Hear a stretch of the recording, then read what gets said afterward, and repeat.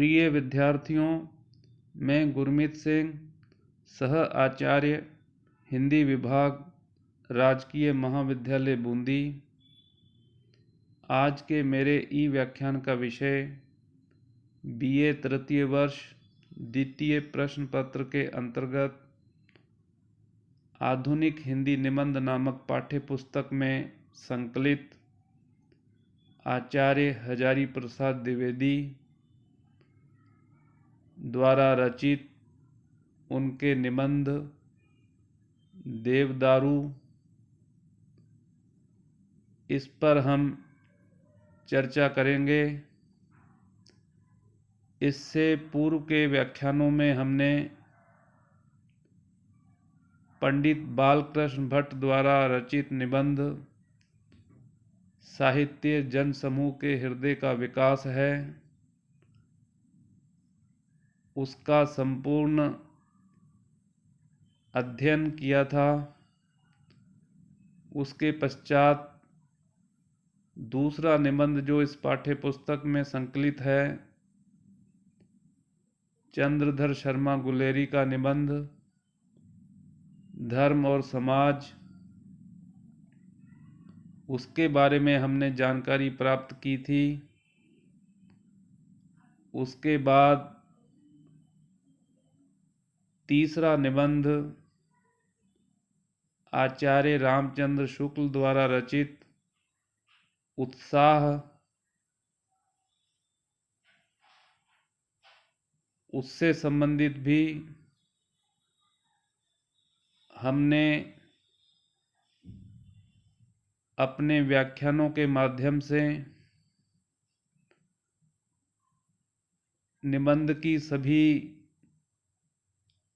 विशेषताएं, भाव पक्ष और कला पक्ष आदि के बारे में जानकारी दी थी।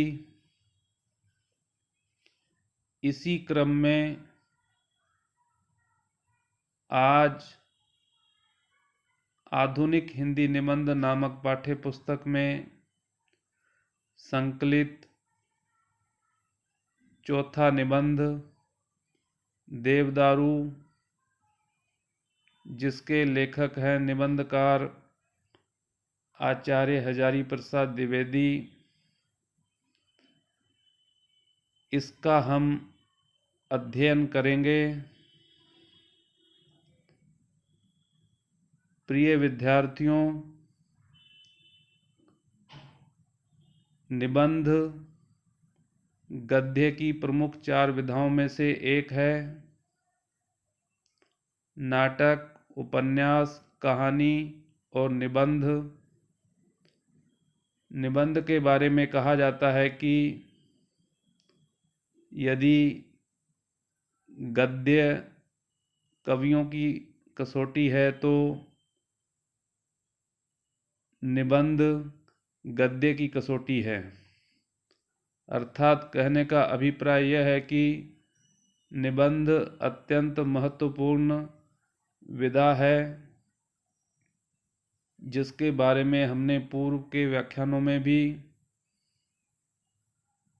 इससे संबंधित अपने व्याख्यान दिए थे। आज हम आचार्य हजारी प्रसाद द्विवेदी, उनका जीवन परिचय, उनका व्यक्तित्व एवं कृतित्व तथा उनके द्वारा लिखा गया निबंध जो कि आपके पाठ्यक्रम में है, देवदारू, उसका सामान्य परिचय आपके साथ मैं साझा करूंगा। आचार्य हजारी प्रसाद द्विवेदी का जन्म 1907 ईस्वी में और देहावसान 1979 ईस्वी में हुआ। भारतीय संस्कृति और समाज की पृष्ठभूमि में प्रत्येक विषय को देखकर तदनुसार आलोचना करने वाले हिंदी आलोचकों में आचार्य हजारी प्रसाद द्विवेदी का स्थान शीर्षस्थ है। उन्होंने सामान्यतः गुप्त काल से लेकर मुगलों के आगमन तक के भारत की संस्कृति और इतिहास चेतना को आधुनिक समाज और संस्कृति के परिप्रेक्ष्य में देखा है। इन्होंने ललित और आलोचनात्मक दोनों ही प्रकार के निबंधों का सृजन किया है। एक तो इन्होंने ललित निबंध लिखे हैं और दूसरे आलोचनात्मक निबंध लिखे हैं। द्विवेदी जी के निबंध अशोक के फूल, हमारी साहित्य समस्याएं, साहित्य का मर्म, आधुनिक हिंदी साहित्य पर विचार, विचार और वितर्क, कल्पलता,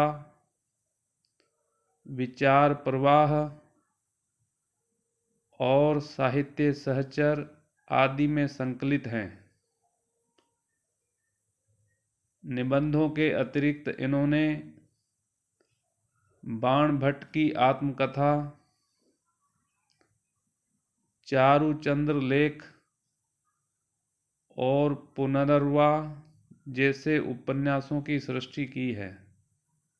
अर्थात प्रमुख रूप से तो यह निबंधकार ही माने जाते हैं, लेकिन इन्होंने निबंध के अतिरिक्त एक दूसरी विधा जो उपन्यास होता है उसमें भी अपनी लेखनी चलाई है और इन्होंने प्रसिद्ध उपन्यास बाणभट्ट की आत्मकथा, चारुचंद्र लेख और पुनर्वा जैसे उपन्यास लिखे हैं।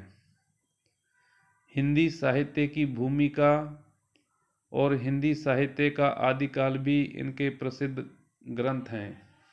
इन्होंने 2 ग्रंथ भी लिखे हैं। एक तो हिंदी साहित्य की भूमिका और दूसरा है हिंदी साहित्य का आदिकाल। 4 काल होते हैं हिंदी साहित्य के इतिहास में: आदिकाल, भक्तिकाल, रीतिकाल और आधुनिक काल। तो इन्होंने अपने ग्रंथ का नाम हिंदी साहित्य का आदिकाल उसके नाम से रचना की है। आचार्य हजारी प्रसाद द्विवेदी को आलोचक के रूप में तो सभी जानते हैं, किंतु वास्तव में ये रसमर्मज्ञ रचनाकार हैं। उन्होंने जहाँ कहीं भी सुंदरता को देखा है वहाँ उनका हृदय रीझ गया है। गवेषणा और विवेचन इनकी लेखन शैली की प्रमुख भंगिमा है। आचार्य शुक्ल की शैली में जहाँ गुंफन है वहाँ द्विवेदी जी की शैली में विशद व्यापकता है। दोनों में इस प्रकार से अंतर किया जा सकता है कि आचार्य शुक्ल ने जो निबंध लिखे हैं उसमें गुंफन पाया जाता है, वहीं द्विवेदी जी की शैली में व्यापकता प्राप्त होती है। उन्होंने हिंदी साहित्य की भूमिका के अंतर्गत शोधपरक शैली अपनाई है। शोध कहते हैं किसी कार्य की खोज करना। हजारी प्रसाद द्विवेदी इतिहास के रुचिर प्रसंगों को जब भावानुकूल भाषा में प्रकट करते हैं तो उनकी लेखनी से रस की अखंड स्रोत स्वनी बहने लगती है। उनकी रचनाओं में आलोचनात्मक एवं रचनात्मक प्रतिभा का अद्भुत समन्वय हुआ है।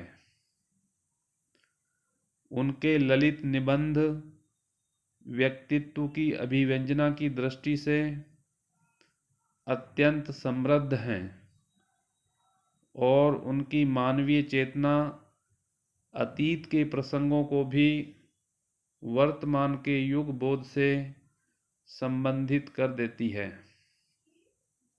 इससे उनके निबंध प्रासंगिक बने रहे हैं, अर्थात वर्तमान में भी यदि इनके निबंधों पर दृष्टिपात किया जाए तो ये निबंध अत्यंत प्रासंगिक अर्थात अर्थपूर्ण कहे जा सकते हैं। द्विवेदी जी की गद्य शैली अपने ढंग की है। उसमें एक ओर पंडित के शास्त्र ज्ञान की स्पष्ट झलक मिलती है तो दूसरी ओर सहृदय कवि की संवेदनशीलता।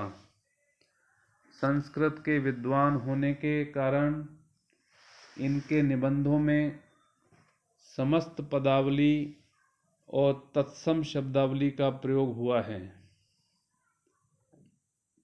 कतिपय स्थलों पर भाषा शैली में फक्कड़पन, मस्ती मिजाजी, विनय और नरभिमानता दिखलाई देती है। वस्तुतः द्विवेदी जी हिंदी साहित्य के इतिहास में निबंधकारों के रूप में पर्याप्त महत्व रखते हैं। अर्थात कहने का अभिप्राय यह है कि हिंदी साहित्य के इतिहास में जो भी निबंधकार हुए हैं उनमें आचार्य हजारी प्रसाद द्विवेदी का अपना अन्यतम स्थान है, उनका महत्वपूर्ण स्थान कहा जा सकता है। आचार्य हजारी प्रसाद द्विवेदी संस्कृत के प्रकांड पंडित थे तथा उन पर रविंद्रनाथ टैगोर और गांधी जी का व्यापक प्रभाव था।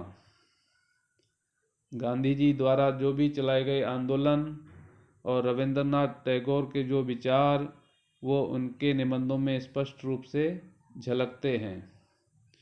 वे अपने वैदुष्य और चिंतन को अपने निबंधों में बड़ी आत्मीयता के साथ व्यक्त करते हैं। उनका इतिहास और संस्कृति बोध बहुत विराट, व्यापक और समन्वयकारी है। उनके उपन्यासों तथा उनके निबंधों में उनकी ऐतिहासिक और सांस्कृतिक दृष्टि बड़े सहज तरीके से व्यक्त हो जाती है। उनकी आलोचना भी उनके सांस्कृतिक बोध से संपुष्ट है। इसीलिए वे आधुनिक हिंदी के सर्वश्रेष्ठ आलोचकों, उपन्यासकारों तथा निबंधकारों में अग्रणी स्थान रखते हैं।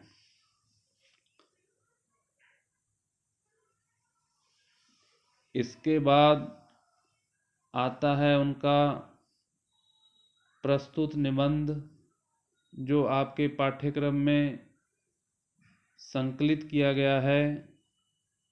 उसका नाम है देवदारू। यह हजारी प्रसाद द्विवेदी का एक प्रतिनिधि ललित निबंध है। आपसे प्रश्न पूछा जा सकता है कि देवदारू निबंध किसके द्वारा रचित है, तो आपका उत्तर होगा आचार्य हजारी प्रसाद द्विवेदी द्वारा रचित है। देवदारू किस प्रकार का निबंध है, तो आपका उत्तर होना चाहिए कि देवदारू एक प्रकार का ललित निबंध है जिसमें उनका संस्कृत पांडित्य, संस्कृति वैदुष्य प्रेम, इतिहास बोध, अभिव्यक्ति की परिनिष्ठता और शैली का फक्कड़पन अपने उत्कर्ष पर है।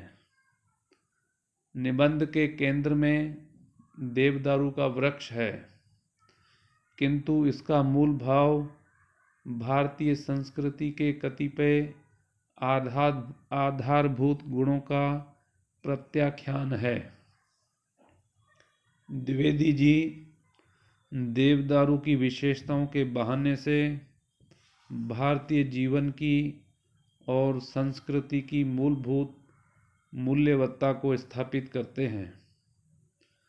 देवदारू जैसे प्रतीक है शिव के अवधूत और कल्याणकारी रूप का।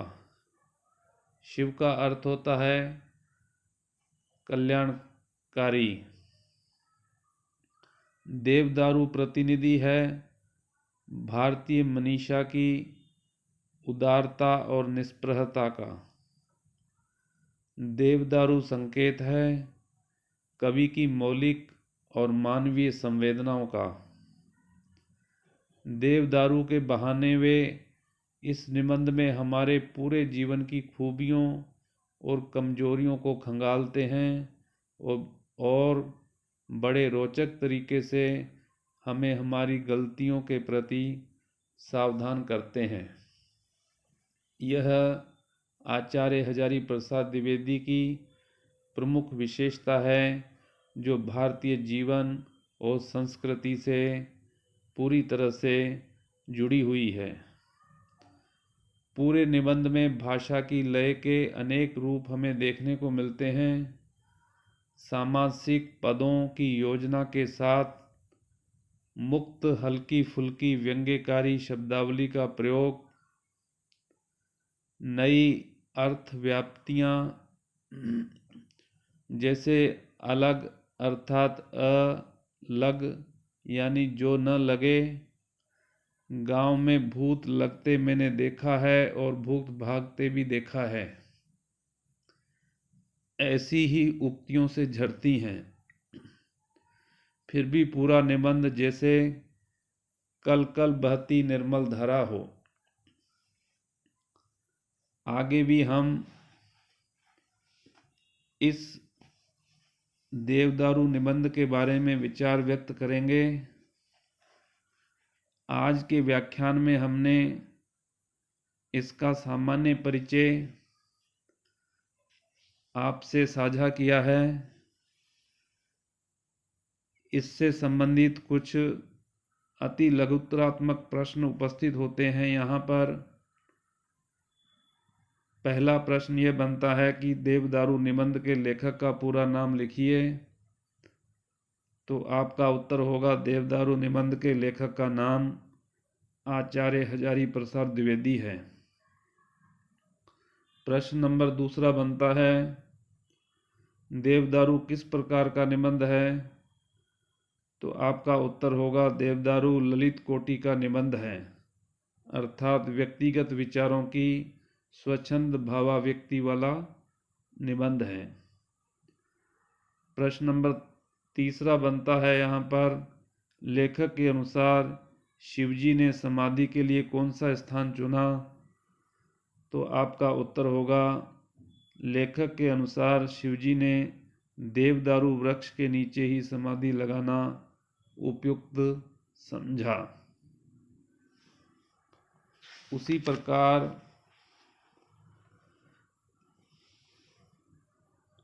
सहृदय किसे कहा गया है, यह प्रश्न भी यहाँ पर उपस्थित होता है, जिसका उत्तर लेखक ने कहा है कि कवि के हृदय के साथ जो हृदय मिला सके वह सहृदय होता है। लेखक के अनुसार शब्द कितना कुछ बता पाता है, यह प्रश्न भी बनता है, जिसका उत्तर होगा लेखक के अनुसार शब्द उतना ही बता पाता है जितना लोग समझ पाते हैं।